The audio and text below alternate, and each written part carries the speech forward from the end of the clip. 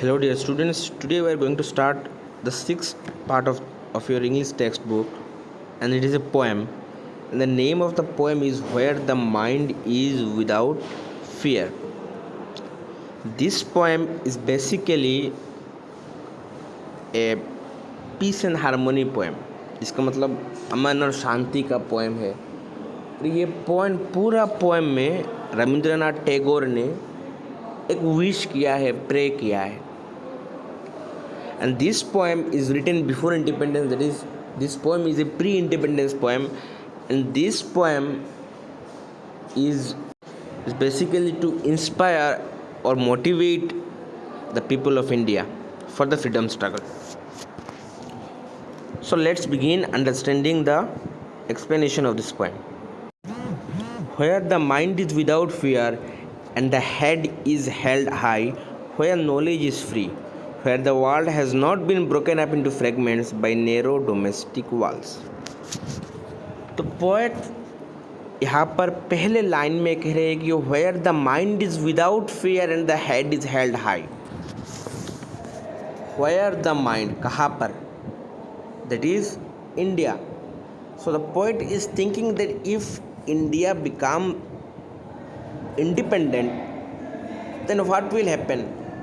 There will be a place where the minds of all the people will be without fear. They will not be afraid of anybody. And the head is held high. Head is held high का मतलब होता है self respect, जहाँ पर लोग बिना डरे चल सकते हैं और उनका सर इज्जत से ऊंचा रहेगा हमेशा। Where knowledge is free, जहाँ पर क्या होगा? ज्ञान सबको मिलेगा, कोई भेदभाव नहीं होगा। जो अमीर है उसको सिर्फ ज्ञान मिलेगा, जो गरीब है उसको नॉलेज नहीं मिलेगा, ऐसा नहीं होगा। शिक्षा ज्ञान सभी को मिलेगा और इस विभाग में कोई डिस्क्रिमिनेशन नहीं होगा। Okay. Where the world has not been broken up into fragments by narrow domestic walls. और यहाँ पर द वर्ल्ड मतलब इस देश के बारे में बताया गया है। ओके, तो इस देश को कोई भी टुकड़ों में नहीं बांट सकता। किस चीज़ के टुकड़ों में? By narrow domestic walls. Narrow domestic walls का मतलब होता है division on the basis of religion, caste और एनी अदर थिंग। तो कोई भी इस देश को धर्म, जात पात से बांट नहीं सकेगा। Okay. Where words come out from the depth of truth.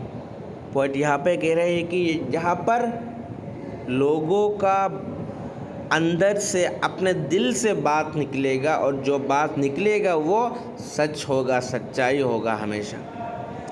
Where tireless striving stretches its arms towards perfection. Tireless striving का मतलब होता है continuous efforts और struggle, जहाँ पर लोग continuous efforts करेंगे। किस चीज़ के लिए? Where tireless striving stretches its arms towards perfection. Stretches its arm का मतलब होता है एक एम रखना किसी भी चीज़ को हासिल करने का। तो लोग यहाँ वहाँ पर क्या करेंगे? कोशिश करेंगे अपने एम को पाने के लिए, परफेक्शन की तरफ, किसी भी चीज़ का जो परफेक्ट पोजीशन होता है उस पर जाने के लिए लोग कोशिश करेंगे। Where the clear stream of reason has not lost its way into the dreary desert of sand, into the dreary desert sand of dead habit. तो यहाँ पे बोल रहे हैं कि where the clear stream of reasons has not lost its way. Clear stream का मतलब समझते हो? झरना। रीज़न का मतलब होता है इंटेलेक्ट, मतलब जो सच्चाई होती है, जो नॉलेज होता है, जो लॉजिक होता है। जहाँ पर क्या होगा? लॉजिक नहीं हारेगा। Into the dreary desert sand of dead habit. Dead habit का मतलब होता है सुपरस्टिशंस। ड्रेरी डेजर्ट का मतलब होता है डाल डेजर्ट। सो डाल डेजर्ट यहाँ पर बेसिकली पोएट ने कंपेयर किया है। सो पोएट यहाँ पे बोल रहे हैं कि यहाँ पर लॉजिक का हार नहीं होगा सुपरस्टिशंस के आगे। डेड हैबिट का मतलब होता है ओल्ड कस्टम्स और रिचुअल्स दैट आर हार्मफुल, जो पुराने रीति रिवाज होते हैं जो लोग मानते हैं पर वो अंधविश्वास है।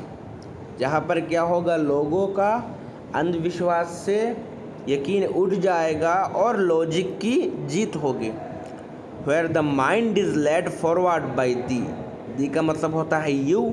यहाँ पर पोएट बोल रहे हैं कि where the mind is led forward by you, यहाँ पर क्या होगा, लोग अपने माइंड को, आप लोगों के माइंड को मोटिवेट करेंगे, इंस्पायर करेंगे उनको ग्रो करने के लिए, उनको डेवलप करने के लिए। Into ever widening thoughts and action, किस चीज़ में डेवलप करने के लिए, इनटू एवर वाइडनिंग। सी नैरो का ऑपोजिट होता है वाइड। नैरो का मतलब होता है छोटा, हम लोग बोलते हैं ना नैरो माइंडेड मतलब छोटी सोच। वाइड का मतलब होता है बड़ा।